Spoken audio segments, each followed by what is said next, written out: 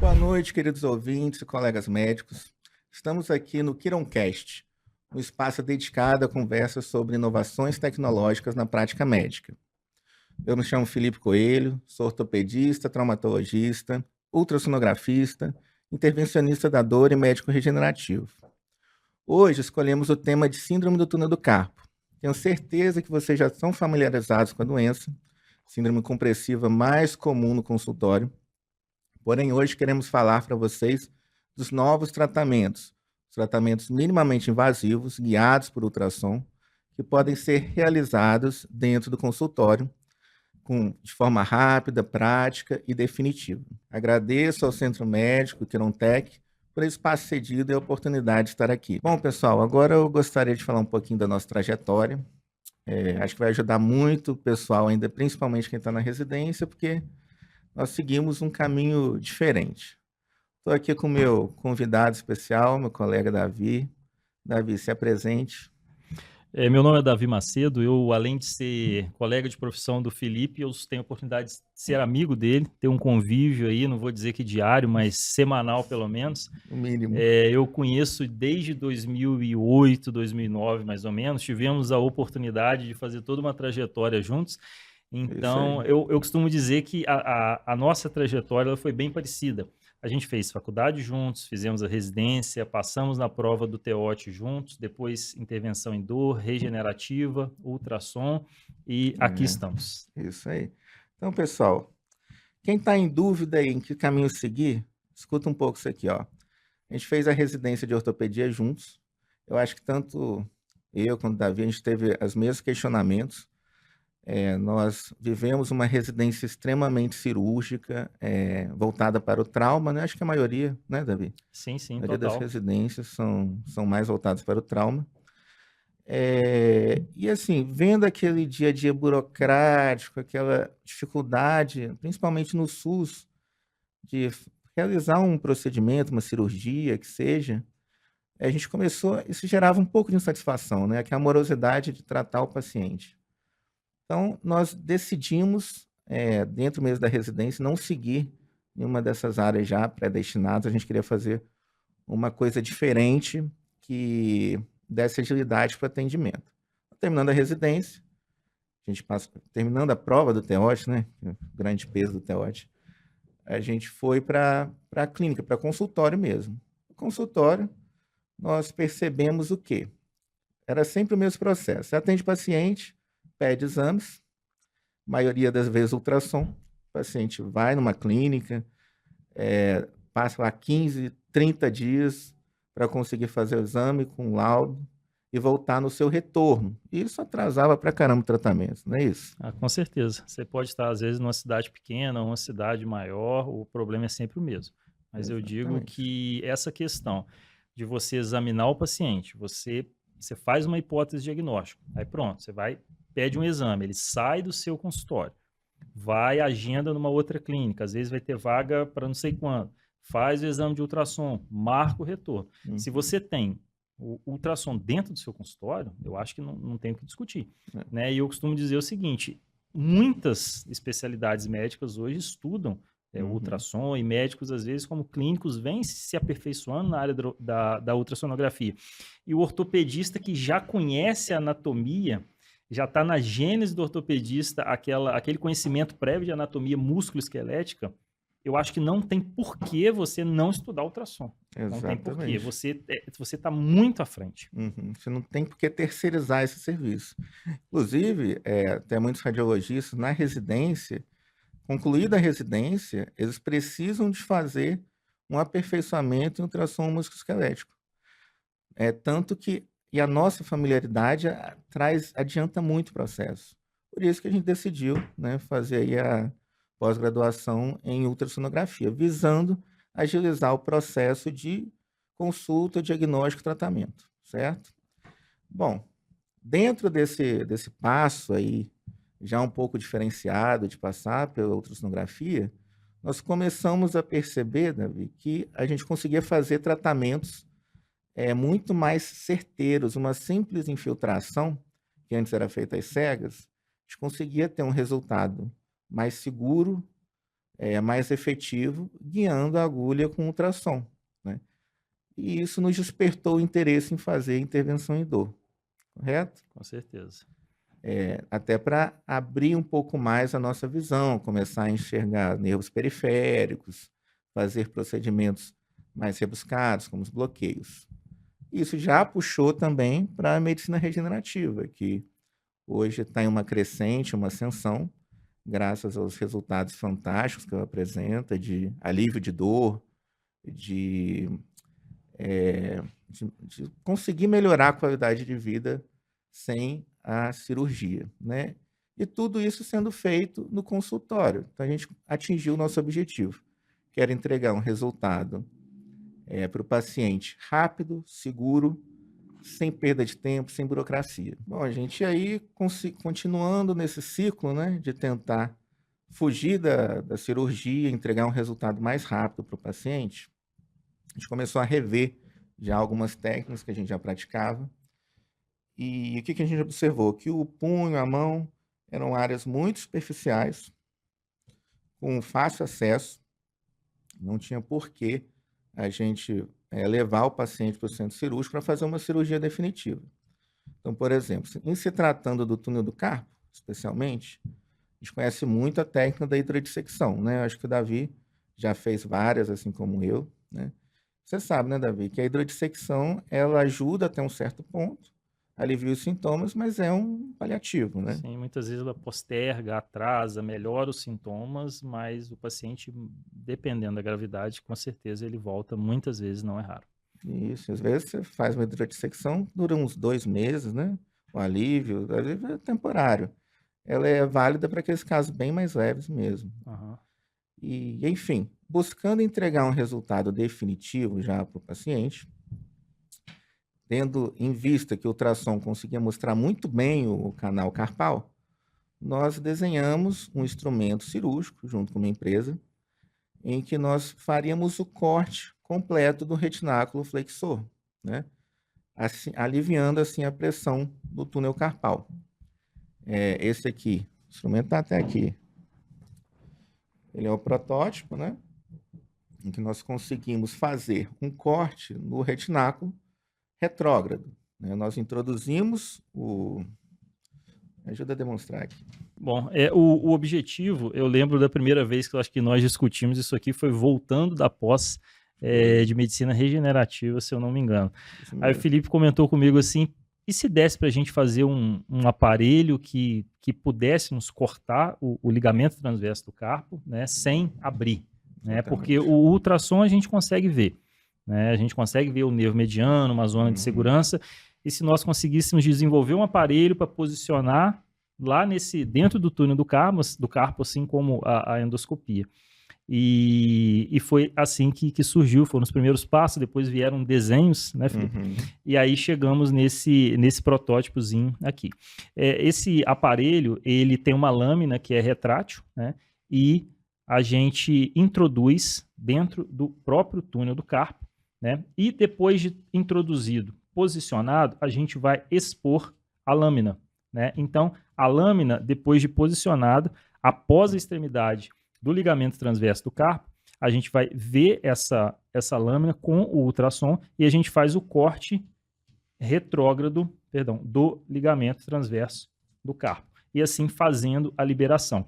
O detalhe é que você fica por baixo da pele. Então você não vai causar a lesão cutânea propriamente disso. A lesão ela é exclusiva do ligamento transverso do carpo. Exatamente. E isso aí a gente consegue através de um acesso mínimo de meio a 1 centímetro, né, da face volar aí do punho. É bem parecida com o princípio da técnica endoscópica, só que feito por ultrassom.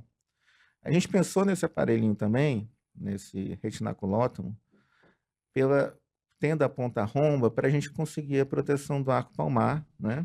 Sim, só mostrando aqui, enquanto a lâmina não está exposta, aqui é rombo, então isso aqui você pode, né, introduzir em segurança, avaliar que está bem posicionado e só depois você vai expor a lâmina para fazer a ressecção do ligamento transverso.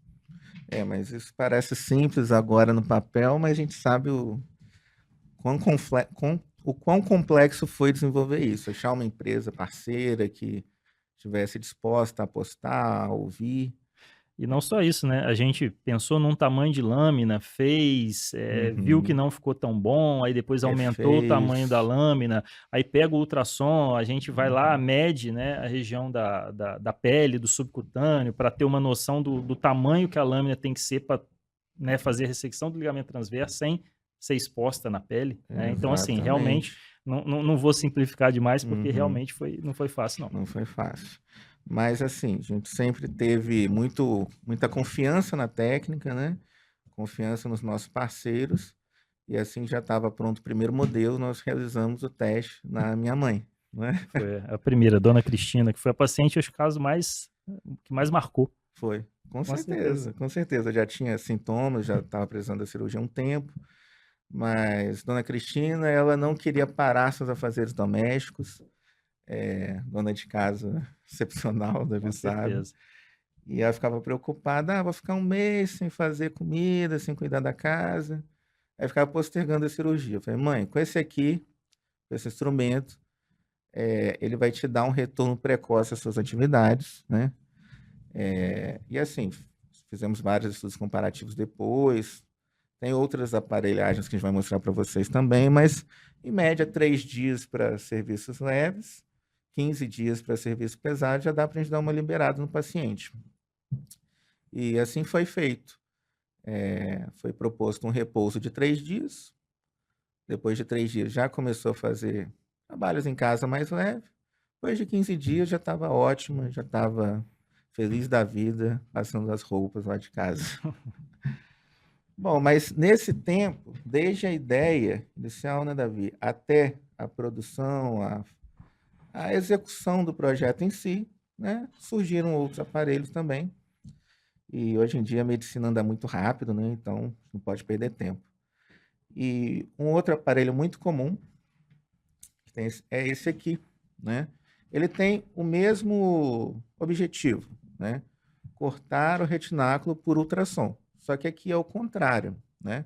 Demonstra pra gente, Davi. Bom, esse aparelhinho aqui, a lâmina, ela vai ser posicionada de uma maneira diferente do outro, né, que a gente teve a felicidade de participar do desenvolvimento, mas aqui o corte vai ser da região proximal do ligamento para a região distal. Então você posiciona e vai introduzir o, o aparelho e ele vai fazer a ressecção do ligamento transverso. Isso tudo aqui visualizado em tempo real, É, pelo ultrassom. é legal a gente deixar bem claro que tanto um quanto o outro vocês vão estar vendo inteiramente o processo no ultrassom. Você vê e você vai sentir o retináculo sendo cortado, né? Isso dá uma segurança muito grande. O tempo inteiro do procedimento, você vai conseguir estar enxergando o retináculo, você vai estar vendo se tem alguma estrutura ali, um arco palmar em risco, algum ramo nervoso, que seja do mediano, do ulnar. Se você estiver seguindo algum trajeto incorreto, você vai estar visualizando. Sim, o ultrassom ele te permite, né? Uhum. Existem parâmetros anatômicos, né? E, por exemplo, você vai posicionar o seu transdutor e você vai ver lá a artéria ulnar de um lado, o nervo mediano do outro, e você sabe que ali no meio é o seu túnel de segurança que a gente fala. E a gente sabe que na Exatamente. região mais distal tem o arco palmar, que a gente Uhum. tem, né, que evitá-lo, e com o ultrassom você vai ver esse arco palmar. Então você tem essa segurança aí de estar realizando o procedimento. Sim, e ó, fiquem tranquilos, todos os meus casos, vai ficar seguros. É um procedimento que você consegue fazer no consultório, é indolor, só com anestesia local, né? Não tem risco de sangramento, não precisa de torniquete, nada disso da cirurgia convencional. Você pode fazer no consultório com anestesia local, de forma segura. E isso para o paciente, né, ainda mais nos dias de hoje, o que a gente percebeu? Que do Covid para cá, a maioria dos pacientes, né, Davi, eles estão evitando o hospital. E não só isso, eu acho que a informação hoje, ela corre muito rápido, Uhum. né? Então, assim, por exemplo, citar o caso do ácido hialurônico aí, que chegou para ficar e hoje já tem paciente que chega e pergunta do hidrogel, né? Já tem vários Exatamente. pacientes que estão, né, Uhum. sendo informados. E os pacientes hoje, eles sabem das técnicas minimamente invasivas, né? Eles perguntam qual o tamanho do corte, dá para fazer de outro jeito, existe alguma outra técnica alternativa? Ou então aquela pergunta clássica, precisa mesmo Sim. operar? E como que é a cirurgia? O que que vai acontecer? Né? Então, Uhum. eu acho que isso é uma das grandes vantagens que a gente tem em mãos. Outra vantagem também é o pós-operatório. Além de ser mais curto, ele é mais seguro, né? Então, assim, aquela questão da fibrose perineural, que às vezes acontece, do pilar pain, do próprio pilar pain, por causa do corte maior, da ressecção maior na pele, isso é evitado, né? Isso é muito reduzido, extremamente reduzido nessas técnicas percutâneas. Então, o paciente ele fica mais satisfeito, né? Ele não vai ficar depois, como alguns pacientes que eu peguei fazendo exames, reclamando do cirurgião, que as pessoas assim, antes eu não tivesse operado, né, Davi? Eu acho que você já ouviu isso. Já, operei, não adiantou.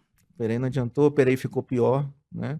Justamente por causa dessas complicações que a gente sabe que é inerente à técnica aberta, né? E o paciente, a pior dor, eu falo que é a dor que ele sente, né? Então, É. antes ele tinha uma dor da síndrome do túnel do carpo e depois, de repente, ele vai ter uma dor da cicatriz ali. E para ele, aquilo ali é o que incomoda. Pessoal, tem mais uma técnica aqui que a gente gostaria de abordar, que é a técnica do loop de corda, né?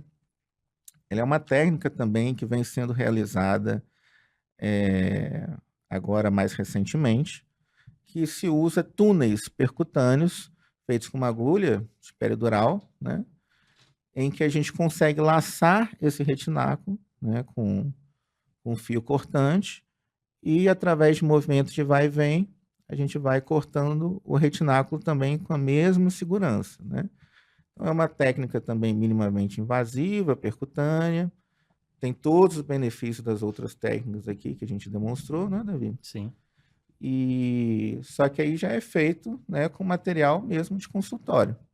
É uma técnica muito interessante, ela tem uma curva de aprendizado maior, né, porque tem que ter um domínio maior do ultrassom, mas é tão efetiva quanto. Na verdade, Davi também, acredito que pensa igual, o ultrassom vem se tornando hoje uma ferramenta, tanto para diagnóstico quanto para tratamento, indispensável, principalmente no ramo da ortopedia. Temos outros ramos também, mas na ortopedia ele é muito importante. Eu digo que ele é essencial. Com certeza. O ultrassom na mão do ortopedista que pode conversar com o paciente, colher história clínica, examinar um paciente, fazer hipótese diagnóstica e depois o ultrassom, né, o ultrassom ele entra como literalmente um complementar, mas que vai Sim. complementar de verdade, né? Porque você já tem a sua suspeita e não vai ser aquele médico, por exemplo, o radiologista ele está fazendo o exame e o paciente chega para ele assim, suspeita disso, Uhum, mas ele não examinou, ele não conversou com o paciente, então eu acho que para o ortopedista isso é realmente um algo a mais. com certeza. Então, assim, não tenho mais por que adiar essa entrada no mundo da ultrassonografia ortopedista. Então, corre porque tá pensando, você não faz, está perdendo tempo. Eu costumo dizer o seguinte, que na ortopedia hoje existem aqueles ortopedistas que já estão estudando ultrassom e aqueles que ainda vão. Só que aqueles É. que ainda vão, eles vão sair um pouco atrás. Pessoal, a gente está fazendo o caminho inverso aqui, estamos falando de tratamento, acho que é a parte mais interessante, mas vamos voltar também para a base, né, do túnel do carpo. Acho que a maioria aqui já sabe que túnel do carpo é uma doença, um diagnóstico clínico, né? É uma síndrome clínica. A gente tem ultrassom para ajudar no diagnóstico, né? Mas os sintomas que são mais importantes, que são aquela dor, parestesia, dormência, nos 3 primeiros dedos e na face radial do 4º dedo, que vem incomodar o paciente mais à noite, principalmente, e vem incomodar mais à noite, né? Fala de novo É, isso. Você fala que inicialmente é assim, depois vai evoluindo para sintomas contínuos diários e vai perda evoluindo com fraqueza motora, motora, verdade. perda motora. Bom, pessoal, então já se adiantou um pouco, já falou de tratamento, vamos voltar um pouquinho na base aqui do túnel do carpo, que é os sinais e sintomas, né? Túnel do carpo, síndrome do túnel do carpo, né? Como todos já sabem, é uma doença de diagnóstico basicamente clínico, né? Com sintomas muito importantes, que são parestesia, formigamento, dor no território do mediano, que seria os 3 primeiros dedos e a face radial do 4º dedo. Os sintomas pioram à noite, ele vai tendo uma evolução progressiva com o passar do tempo, com a medida que esse nervo sofre, né, na compressão, que vem evoluindo com atrofia da musculatura tenar, perda de força, que já é o estado mais grave, né? Esse estágio aí já não dá para brincar, já é a hora de abrir o retináculo. Concorda, Davi? Ah, com certeza, né? Esse paciente que já está com perda motora, ele literalmente ele passou da hora. Eu acho que você tem que avisar o paciente que aquilo ali, grande chance de não recuperar aquilo, Sim. né? Então, aquela atrofia já, eu já considero como uma sequela, né? E Uhum. você vai operar para não piorar. É. E aí vem um detalhe interessante, você opera para não piorar, mesmo rompendo o retináculo. Às vezes o paciente mantém a parte sintomática dele, e aí é uma hora da gente usar um tratamento também novo entre aspas, né, mas ainda desconhecido por alguns, que é a radiofrequência pulsada, né? Com a radiofrequência pulsada a gente consegue uma neuromodulação, e a gente consegue aliviar um pouquinho dos sintomas residuais. Óbvio que a perda motora já é uma lesão axonal que a gente não vai conseguir reverter, mas pelo menos os sintomas ele ajuda bastante. Mas e aí? A gente precisa de um exame complementar para síndrome do carpo ou não? O que você acha, Davi? A questão é, no mundo de hoje, a questão da documentação. É. Isso eu acho que a maioria absoluta dos médicos vão querer documentar antes de fazer uma intervenção no paciente, né? É lógico que vão existir médicos que podem operar o paciente sem exame nenhum, né? Uhum. Mas o exame padrão ouro aí, a gente está falando da eletroneuromiografia e do ultrassom, como a tendência é que ele esteja do seu lado, você o utilize também como um método diagnóstico complementar. É. A eletroneuro ajuda também no pré-operatório, né, para a gente documentar a lesão, para até passar para o paciente também o que esperar da cirurgia e para excluir lesões radiculares também, cervicais, que podem estar contribuindo, até falseando aí os sintomas do túnel do carpo. O ultrassom tem um valor, assim, em termos de tratamento, importantíssimo, porque ele consegue te dar alguns parâmetros ali, por exemplo, tendinopatia dos flexores dentro do canal, que é uma coisa extra a se tratar também, além da liberação, né? Ele consegue mostrar um panorama geral, né, do cenário ali dentro do túnel do carpo, e a gente tem ali uns valores de referência que a gente usa para estimar, né, a questão do nervo mediano. A gente usa um ponto de corte ali de 15 milímetros para saber se está espessado. 9. Bom, então o ultrassom ele tem um valor, né, muito importante para a gente estudar o cenário do canal carpal, né? A diagnosticar, por exemplo, tendinite dos flexores, que também pode contribuir com o aumento do volume intracanal. Nós temos também alguns valores ali de referência para entender como está o sofrimento desse nervo, né? Então, a partir dos 10 milímetros, a gente já julga o nervo como um nervo, né, que está espessado. A partir de 15 milímetros já entende como um nervo neuropático, né? E essa visibilização do nervo mais espessado ele se dá pré-canal, né? Antes dele entrar no canal, faz tipo uma estenose amontante, né?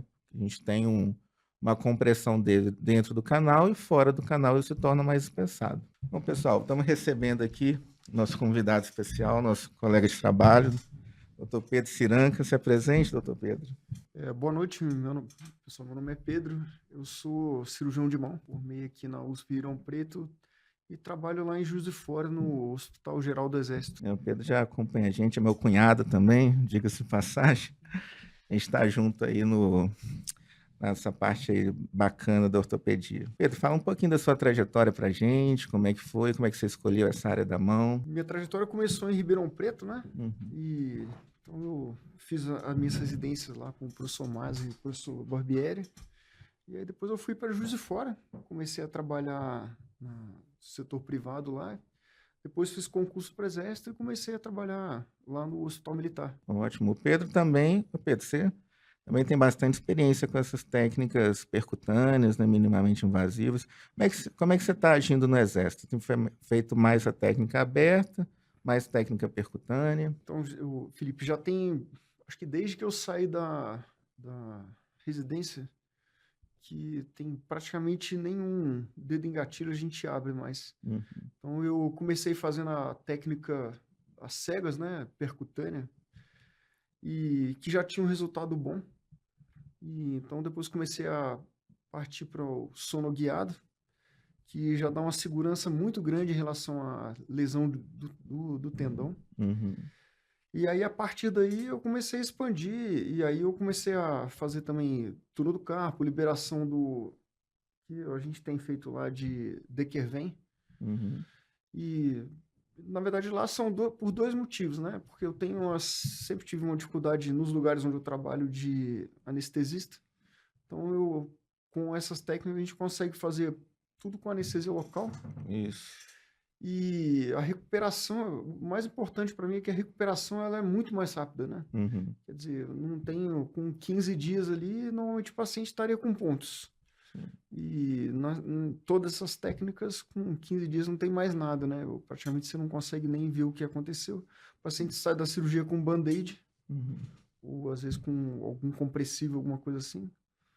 Então, isso para essas patologias que são o dia a dia da cirurgia de mão, eu acho que é um avanço bastante grande. Dequervan você tem feito também, né? Bastante. A quantidade de casos é menor, né? Uhum. Mas a gente já está lá com quase 40 casos de túnel do carpo percutâneo. Isso já há quase vai para 3 anos que a gente tem feito lá praticamente só percutâneo. Uhum. E dedo em gatilho eu nem sei de cabeça, assim. De nós três, você é o que mais usa a técnica do fio, né? Consegue mostrar pra gente mais ou menos? Meio difícil, né? Mas Acho que aqui fica complicado de mostrar, né? Mas basicamente o que a gente usa é uma agulha de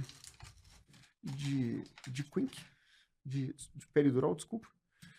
E a gente molda ela e você laça, obviamente olhando o canal de segurança, o retináculo, o ligamento transverso do carpo, e aí você serra ele como se fosse uma serra de gigle mesmo. uhum. De forma que o que vai ter no fim das contas é basicamente 2 furos de agulha, né, da agulha de peridural atravessando primeiro debaixo do ligamento transverso e depois logo palmar a ele, né, no subcutâneo. Maravilha. Isso que o Pedro falou também é muito legal, né? Porque tem também toda uma questão, além do que a gente conversou antes, da questão, às vezes, de dificuldade de conseguir anestesista, dificuldade de conseguir sala, né? E essas técnicas de consultório, né? Digamos assim, além de ter um efeito mais benéfico para o paciente, ele tem uma agilidade muito grande, né? As duas vantagens principais são diminuição ali do tempo anestésico e tudo mais, e principalmente do tempo de recuperação. O paciente sai sem ponto na mão, no outro dia pode lavar a louça, pode... que for tolerável por dor, ele pode fazer tudo, né? Bom, mas todas essas técnicas aqui, vocês devem estar se perguntando, será que o convênio cobre? Será que o convênio não cobre? Como é que tem sido a nossa experiência? Bom, eu faço essas técnicas, né, no particular. Hoje eu já não atendo mais convênio. E digo que, mesmo só trabalhando no particular, muitos pacientes que teriam direito a técnicas abertas ou endoscópicas pelo convênio preferem me procurar no particular para realizar esse procedimento de forma mais rápida, com recuperação mais rápida. Então, isso entrega valor para o paciente percebe isso. Essa parte de entregar valor do paciente, para o paciente, acho que isso talvez seja a principal questão envolvida aqui, né? Uhum. Porque igual as outras técnicas possíveis e que no país aí a maioria dos lugares a gente vê fazendo, ou é fazer aberto, ou é fazer endoscópio. Mesmo para o paciente que é de convênio, ele não vai ter acesso à técnica sonoguiada, Porque basicamente não tem no rol da ANS, não tem código TUS e o convênio acaba não cobrindo, né? Eventualmente nem o material. Só que para o paciente, independente dele pagar, e não são valores absurdos, o tempo de recuperação, a simplicidade da técnica, o fato de não ter que se submeter, às vezes, à anestesia geral, sedação e tudo mais, isso é importante. Então, você vê que as pessoas, às vezes, deixam de fazer em algum lugar, vão procurar particular por causa disso, né? Não pode subestimar o paciente, achar que ele não vai enxergar o valor disso, porque realmente tem valor, né? A gente que trabalha mesmo, depende de dia a dia trabalhado, você saber que você pode voltar no dia seguinte do seu trabalho, ou trabalhos mais leves, ou até mesmo que seja em 15 dias, trabalhos um pouco mais pesados, isso vale muito a pena, né? Às vezes vale a pena você investir nisso para ter esse retorno mais rápido. Não, e os próprios pacientes comentam entre si, né? Sim. Fala, a dona fulana foi lá, operou dedo em gatilho, ou operou túnel do carpo. E aí ficou com pontos, ficou às vezes 2, 3 meses para se recuperar, não voltou ao trabalho, e a outra operou, não teve corte. Às vezes tem gente até que duvida que operou mesmo. Né? Espiritual. Cirurgia espiritual, já ouvi isso também. Eles vão propagandeando, isso é muito legal também, né? O cara fica tão satisfeito, e aí compara com fulano, com ciclano, e isso acaba... E tem poucos colegas fazendo, né? Tem. A verdade é que, pelo menos dentro do meu meio de convivência lá, pouca gente faz, a maioria prefere fazer túnel do carpo endoscópio, ainda faz o dedo em gatilho aberto. Isso traz um grande diferencial. Isso traz um diferencial para o cirurgião. Cirurgião, para quem já... Como a gente falou no início, né? Tudo começa pelo ultrassom. O domínio do ultrassom. Então, quem não está dominando ainda está perdendo tempo. Pessoal, alguém de vocês já teve algum caso marcante para comentar de túnel do carpo? A grande questão é que, como é uma cirurgia muito do dia a dia, né? Acaba que não... Não tem muita novidade, né? Isso, mas eu tenho um paciente, por exemplo, já com insuficiência cardíaca grave, com válvula mecânica, uso de anticoagulante, que fez a técnica sonoguiada e assim, não tem sangramento, né? Então, assim, que às achei vezes bem interessante. Seria contraindicado, risco cirúrgico né? alto, talvez contraindicação até a fazer uma sedação, e a gente consegue fazer minimamente invasivo, com anestesia só local, né? Isso é bacana. Não tem que usar adrenalina, né? Porque não tem... Diferente das técnicas de Wallant, que às vezes é uma contraindicação para o paciente que é cardiopata grave, né? Exatamente. O meu caso mais marcante, já comentei, que foi o da minha mãe, né? Eu tava junto. Quando ele participou. Estava discutindo no grupo da mão outro dia essa questão do ultrassom. Cara, tinha até me mandaram um artigo lá, assim, dessa história. Assim, para a cirurgia de mão, o cara que não fizer ultrassom... Tá por fora. Tá por fora. É muito superficial, né, cara? E a sonda linear você vê muito e com muita nitidez. Agora tem umas sondas de mais alta frequência agora, 22 Hz, que enxerga o negócio ali perfeitamente. Então, pessoal, e aí, né, nós comentamos bastante aqui, mas nós já temos uma experiência com cursos, né? Já temos cursos práticos, nós já fizemos aqui mesmo no Quirontech, sobre essas técnicas mais novas, minimamente invasivas, sonoguiadas. Vamos estar agora liberando um curso online. A gente vai mostrar tanto essas técnicas para túnel do carpo, quanto para outras patologias do punho, da mão e até do cotovelo. Vamos falar de dedo em gatilho, de De Quervain, de canal de Guion e alguns tratamentos para epicondilites também, né? Vamos demonstrar bem aprofundadamente uma parte teórica de ultrassom, para criar essa base para quem ainda não está acostumado com ultrassom, e vamos demonstrar também no cadáver, fresh frozen, todas essas técnicas aqui de forma detalhada, explicando direitinho cada procedimento minimamente invasivo. O Davi também já participa, né, Davi, dessa parte de educação continuada, né? Participamos de outras formas. Com certeza. A gente está participando do desenvolvimento de um aplicativo, já deve ter uns 3 anos mais ou menos, ou até mais um pouquinho, que esse aplicativo ele vem sendo desenvolvido e ele era inicialmente uma ideia, né, mas que nós fomos atrás e concretizamos, né? É um aplicativo voltado para residente de ortopedia atualmente e ele aborda várias coisas, né? Ele aborda desde ângulos, né, que são traçados em radiografias, né, que caem na prova do TEOT, aquelas centenas de classificações, a parte de anatomia, vários critérios cirúrgicos, até posicionamento de raio-x, que é usado é cobrado muito na residência e tal, e tudo retirado da bibliografia do TEOT. Então, a gente está participando do desenvolvimento desse aplicativo e ele está crescendo, tá? Já tem algumas centenas. Esse aplicativo, ele é a prova do TEOT na palma da mão, né? Com certeza. Basicamente isso. Você consegue buscar uma informação em poucos segundos, né?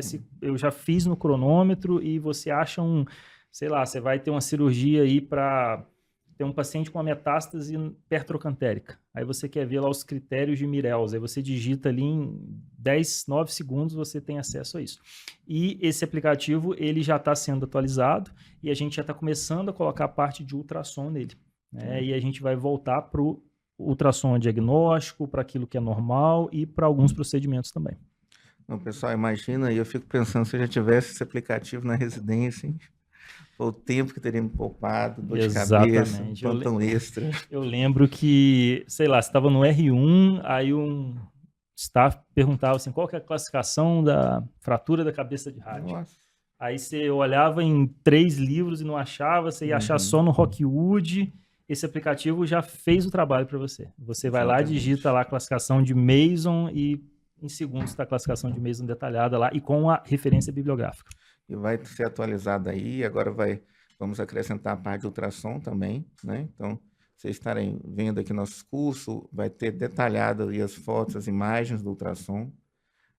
Então, tá bem completinho, vale a pena, chama Dortop. Pois procurei nas lojas. Esse nome, ele surgiu por ser do ortopedista, ficou Dor Ortop, e também porque a gente pensava em colocar justamente coisas voltadas para dor, e aí ficou Dortop também. Exatamente. E uma coisa que a gente percebeu agora, mudando um pouquinho os áreas, nesses cursos que eu, o Pedro e o Davi fizemos, nos cursos práticos, presenciais, nós vimos que os alunos queriam 2 coisas, mais tempo com cadáver e queriam maior tempo de assimilação das bases teóricas. Então, isso também nos motivou, né, a estar fazendo esse curso online, porque o que é legal? Você assiste, reassiste, repete, né? Treina na sua mãe, no seu vizinho, consegue pegando as bases do ultrassom com calma e depois praticar. E ainda pode depois estar acompanhando a gente nos módulos práticos. Isso é muito importante.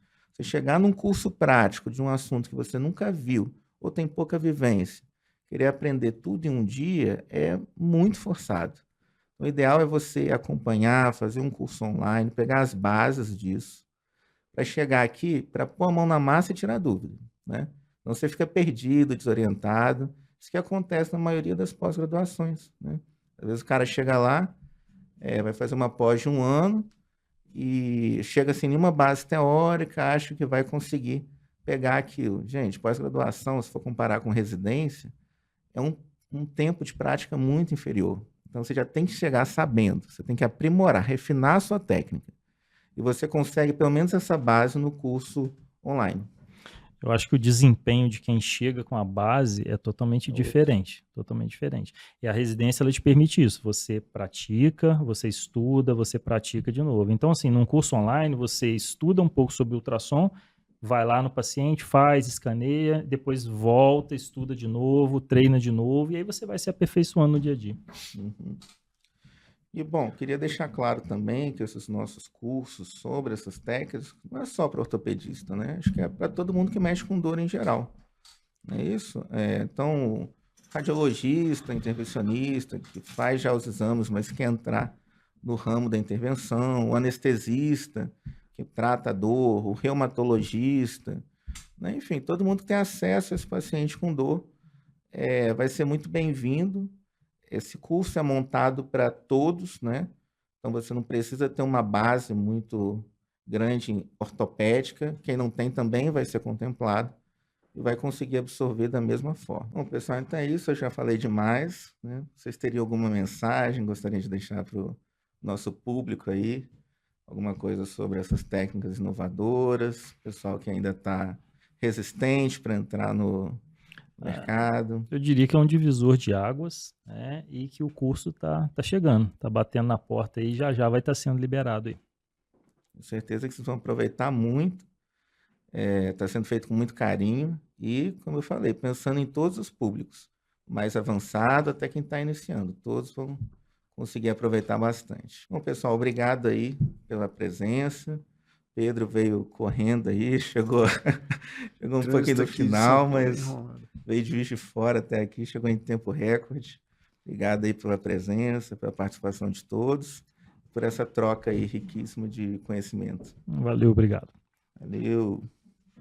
E obrigado também a Quirontech por ceder esse espaço maravilhoso, essa oportunidade de estar aqui transmitindo um pouco da nossa vivência, das nossas casas, da nossa experiência com o pessoal. Muito satisfeito de estar aqui. Pessoal, se você gostou do conteúdo, siga o Instagram, vai estar aparecendo aí, Scientific Research, e o Centro Quirontech, tá certo? Vai estar aparecendo @ aí na tela. Lá você vai encontrar mais informações, informações sobre os próximos cursos, informações sobre os próximos podcasts, beleza? Obrigado e até o próximo Quironcast.